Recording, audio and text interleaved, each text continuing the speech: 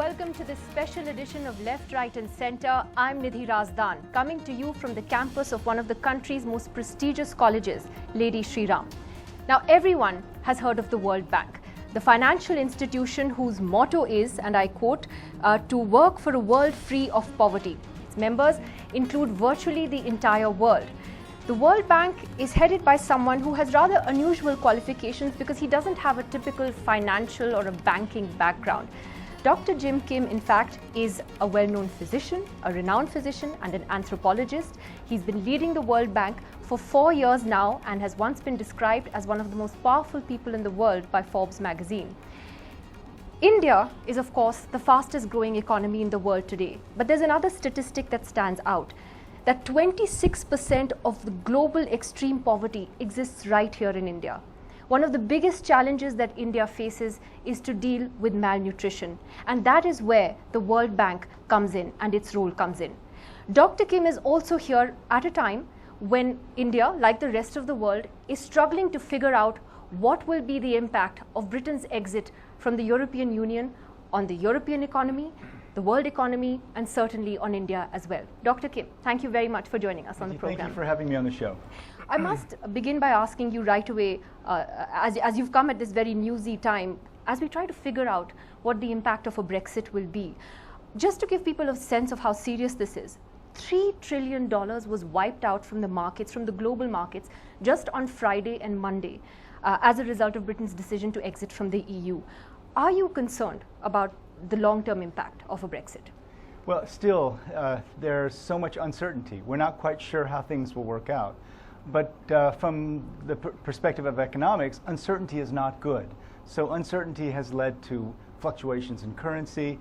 We see that the UK has been downgraded 2 notches by one of the ratings agencies, and this is very serious, to go down 2 notches at the same time.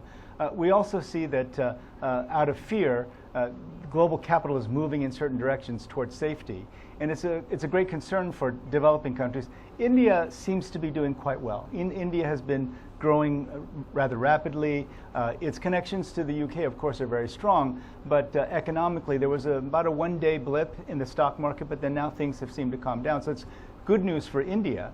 But for other developing countries, as capital moves to safe havens, it's going to get even more difficult to get the money that they need to just simply run their economies. So I'm concerned.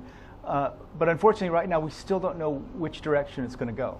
You had, in fact, said that before the referendum, and you made that reference to developing countries. You had said that you believe that developing countries in particular will be hit hard by this, and it's one of the biggest risks we face. Are you saying that now that it's happened, we're still in a very muddled zone about what the long-term impact could be? Not the short-term, maybe we know, but long-term. Right. Let me tell you the things that I worry most about. What did this vote really mean? I think it's going to take us a long time to figure it out. But in terms of globalization as a whole, if you look at all the different groups in the world who've benefited or not from globalization, the one group that really stands out, that seems to have not benefited much from globalization, are the middle class in the developed countries. And I think this is where a lot of the unhappiness is. It's happening all over the world, all over Europe, and also, of course, in the United States. And what seems to be happening is that they're rejecting globalization. They're rejecting multilateralism.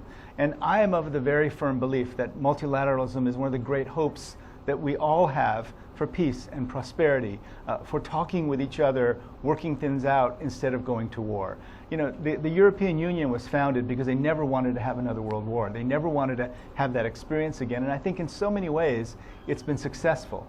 One of my jobs is to unabashedly and with full voice tell the world how important multilateralism and globalization is. If your mission is to end extreme poverty in the world, which it is ours, and our mission is also to boost shared prosperity, meaning really tackle inequality, if you want to do that, you cannot have closed borders. You have to have trade. You have to have concerns about what's happening in other countries in the world. You have to think about how all the countries together can make the world a much better place than countries that look inward.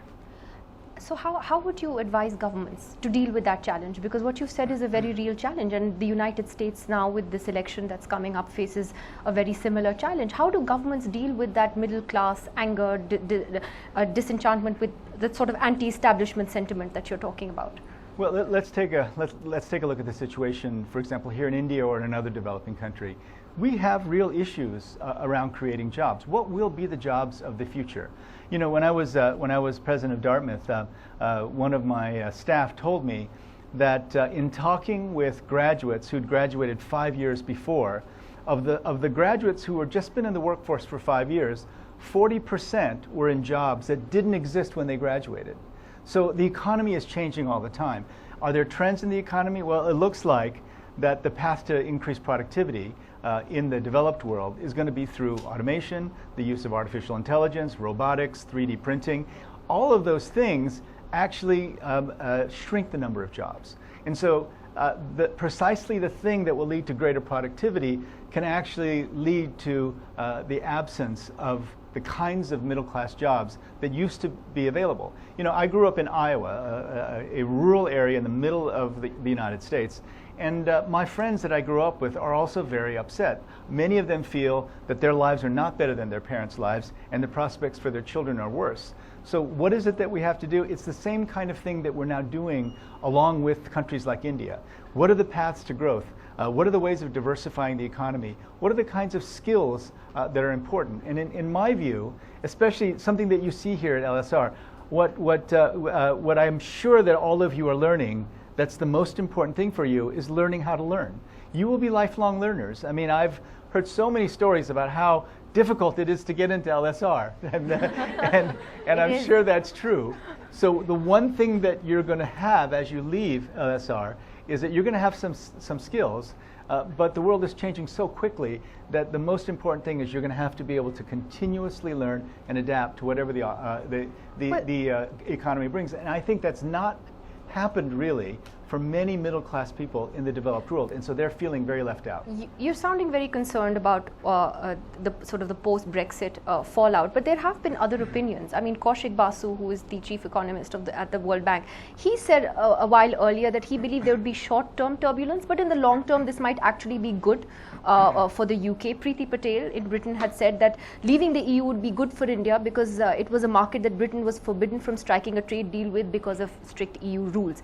Do you think some of the concerns have been alarmist and over the top, or do you think they're real, genuine concerns? Well, you know, 2 weeks ago I was in Belgium, and one of the people I met with was Donald Tusk, whom I've gotten to know quite well from the many meetings that we attend together. And he said to me what he said yesterday on television, which is this, that if you want full access to the common market, then you've got to play by the rules, and the rules are the 4 freedoms. So in other words, what they were saying is, you know, the 4 freedoms we put in place for a reason, that the free movement of people, services, capital, and goods, these are things that you have to embrace. So there's no way of picking and choosing. You can't say we want access to be able to sell our goods there, but we don't want any people from there to come here. Now, if that's really where we're going, then it's going to take some time. You know, my own view of it, and of course, you know, Kaushik is a very close friend. He's an eminent economist, and I think that none of us really knew what the implications would be. I think very few would have predicted that the UK would be downgraded 2 steps, you know, overnight. I think that for me the biggest threat is that we're not having the conversation we need to have about the importance of a multilateral approach to the world. And so the champions of multilateralism, Chancellor Merkel, David Cameron was a champion of multilateralism, of course the leaders of the EU. I think we now have to make a much clearer case of why multilateralism is the great hope going forward. Well, let me open this up to the students here, and Sneha, because you brought up how you felt the Indian economy was doing. Sneha's here, I think, with a question. Sneha, go ahead. Yeah, sir, I would like to know your views on Indian economy, especially with relate to how the other economies are doing, and also the performance under the current government.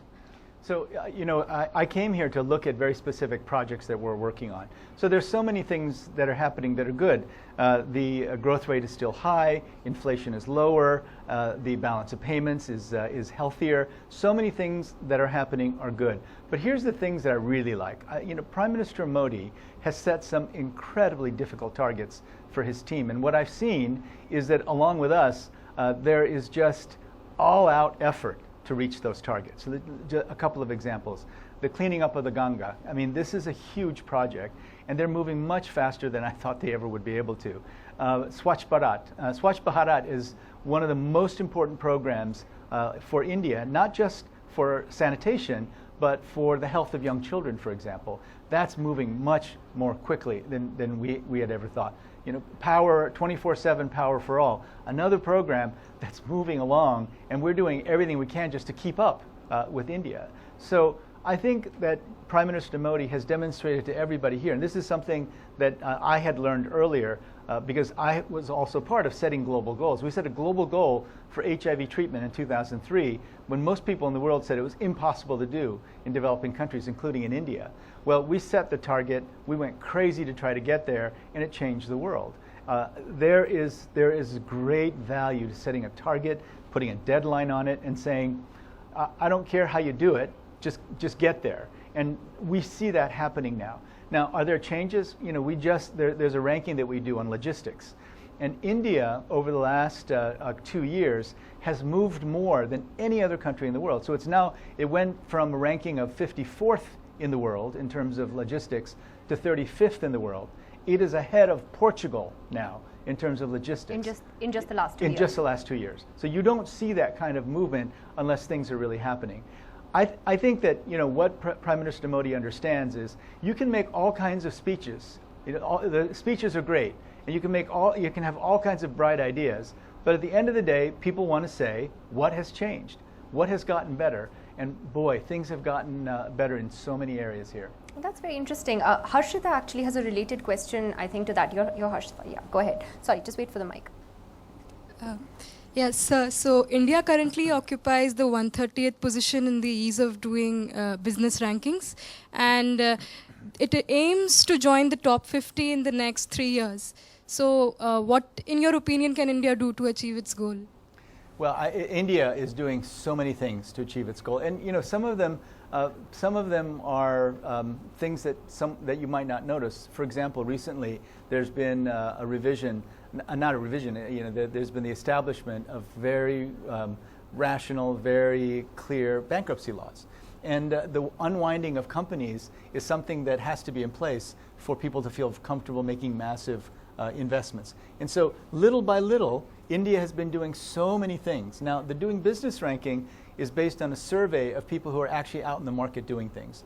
So sometimes that survey lags behind a little bit the policy changes. So even if you don't see an immediate change, things like the logistics ranking, that is much more sensitive to the changes that are made in the government systems. And so some indicators will be quicker than others. The doing business may be a little bit slower, but I think there's no question that there's been huge progress on making India a better place to do business. And I think probably the most important indicator is that now India is getting more foreign direct investment than China.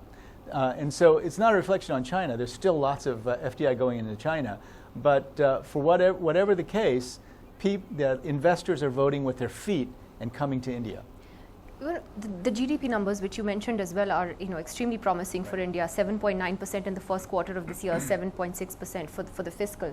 However, there are some economists who have questioned these numbers, and they've questioned them on the basis of the fact that they say something doesn't add up, that it doesn't match with the numbers, for instance, on industrial growth, and that there is just a very large chunk, maybe more than 50%, which is under the title of discrepancies. How would you view those questions that have been raised in recent weeks here? Well, we're as close to these numbers as anyone. Yeah. And this is not an exact science. There's no physics in this. It's really taking many different pieces of data and then making our best guess. What I can say is that from our perspective, we do it consistently every time.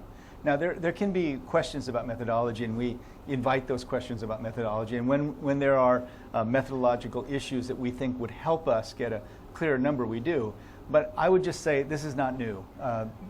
There are many people who question the China growth numbers. There are many people who question everybody's growth numbers. It's sort of, I think... You don't have a reason to question them. Well, I would just say this, that these are not, this is not like a mathematical, scientific, exact snapshot. It's taking many indicators and then in a consistent way doing the best we can to make an estimate. So because we've been consistent over time, we feel very comfortable with these numbers. Can there be another interpretation? Sure. But because we are consistent, country after country and over time, we feel that it's a very good estimation of where India is, certainly compared to the rest of the world.